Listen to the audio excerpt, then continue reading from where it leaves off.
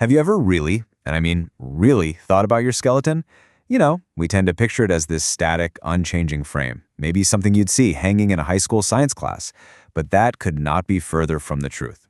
Your skeleton is a bustling, dynamic, living organ system that is constantly remodeling itself. So let's get into this amazing lifelong construction project that's happening inside you right now. To really get a sense of how important this system is, let's just start with a number: 99%. Get this, that's the percentage of your body's total calcium that is stored right inside your bones. So yeah, they're not just scaffolding, they're basically the Fort Knox of your body's most critical mineral. So that brings us to the big question for this whole explainer. Are your bones just a quiet, passive storage warehouse for all that calcium? Or are they something way more exciting, like a perpetually active, bustling construction site? Well, spoiler alert, it is definitely the construction site. All right, so first up, let's establish the basics. Think of your bones as your body's bank. They have two main jobs. Job number one, obviously, is providing that essential structural support we all rely on. But job number two is just as important. They act as a vital reserve for ions, especially that all-important calcium. So what is a bone actually made of? It's this fascinating composite material.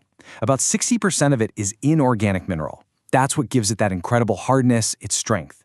But the other 40% is this flexible organic matrix, which is mostly a protein called type 1 collagen. That's what stops the bone from being brittle.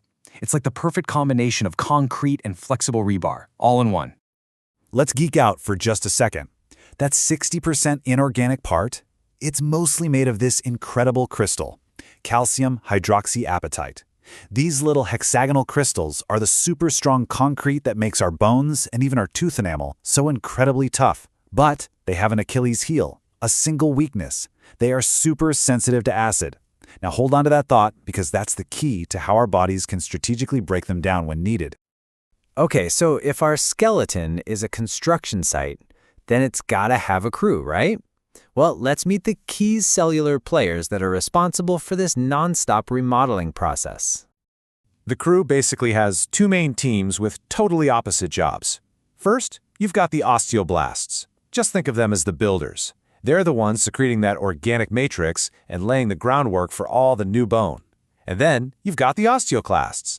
These guys are the demolition crew. They are these highly specialized cells whose entire job is to break down or resorb old bone. But wait a minute, how does the crew know where to even work? That's where the osteocytes come in. These are actually former osteoblasts, the builders, who got trapped inside the very bone they were creating. Now they act as the on-site supervisors. They can sense mechanical strain and stress from things like exercise, and when they sense a need for a repair or maybe some reinforcement, they're the ones who send out the signals to call in both the builders and the demo crew. So, with our crew in place, let's take a look at the project's schedule. And I'll tell you right now, this is not a one-and-done job. It's a continuous, cyclical process of bone turnover that happens throughout your entire life. It never stops. And the scale of this project is just staggering. Every single year, a healthy adult turns over about 10% of their total bone mass. Think about what that means. In essence, you get a brand new skeleton roughly every decade. Old, worn-out bone is constantly being broken down, and fresh new bone is being laid down in its place.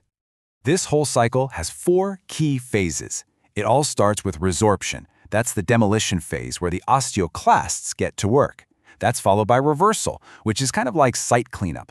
Then comes formation, where the osteoblasts move in to build the new bone. And finally, the whole area enters a resting phase called quiescence, just waiting until the cycle needs to be triggered all over again. Now, this brings up a really crucial question. The demolition crew, these osteoclasts, they are powerful. You really don't want them just randomly tearing down bone wherever they feel like it. So who or what is giving them their work orders? How is this whole process so tightly controlled?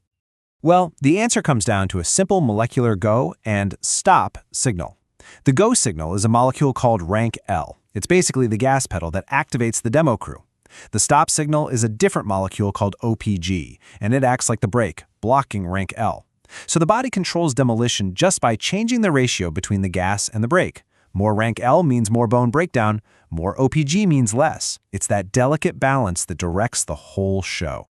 So let's move up the chain of command. If the rank L and OPG ratio is the local on-off switch at the construction site, then hormones are the systemic site managers. They're coordinating the entire project from headquarters based on the body's overall needs, especially its need for calcium. There are three main hormonal managers you need to know about. When your blood calcium gets too low, your body releases parathyroid hormone, or PTH, and its whole job is to bring that level back up. PTH also gets help from its sidekick vitamin D, which boosts calcium absorption from your food. Now on the flip side, if blood calcium gets too high, a different hormone called calcitonin is released to bring it all back down. Now check this out, because this is where it gets really clever. PTH needs to raise blood calcium, right? Which means it needs to activate the demolition crew. But here's the twist. PTH doesn't talk to the demolition crew, the osteoclasts, at all. Instead, it goes and binds to the osteoblasts, the builders. When PTH talks to the builders, it signals them to release more of that go signal, rankle. That rankle then activates the osteoclasts, which break down bone and release calcium. It's this beautiful indirect chain of command. So, understanding this entire system isn't just some cool academic exercise. It has profound, lifelong implications for our health. So let's talk about how to keep this internal construction site safe and productive for decades to come. This chart shows a reality that every single one of us faces. Our total bone mass, our bone bank account, increases until it peaks somewhere between our mid-20s and mid-30s.